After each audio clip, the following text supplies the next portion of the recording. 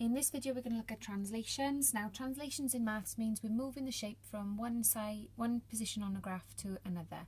The size of the shape doesn't change, it just moves to a different place on the grid. Now you describe the translations with regards to vectors. So this would be an example here where the top number is related to the x-axis, so this is moving across left or right.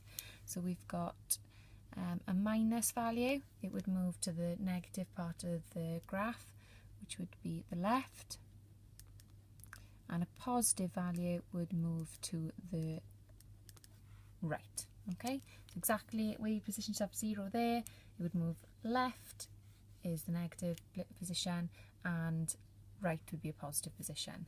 Similarly, the y, if we're going up, okay, we would have a positive, and if we were going down we would have a negative value. So we're going to use this now to have a look at the shapes we've got up here. So we can see at the moment we've got this triangle there, and we want to translate the shape -4, -2. So that's telling us -4 squares left and -2 squares down. So we pick a corner, so I'm going to pick this corner, it doesn't matter what corner you pick, but that is your corner you're going to start with. So you're taking this corner here and you go in 1, 2, 3, 4 and 1, 2 down. So that's where the position of the shape is now. Now it's exactly the same size, which means we've got 2 across, which will give us the other corner there, and it meets in the centre there. So when translated, the shape will sit on the x-axis, and that would be done. Next one then, we've got a rectangle here which we want to translate by the vector 3, 4. So 3 is positive, so we know we're going to be moving right, and the 4 is positive, so we're going to be moving up. Again, pick any corner and move it that number of squares. So we've got 3, which we're moving to the right, 1, 2, 3, and we're going 4 up, 1, 2, 3, 4.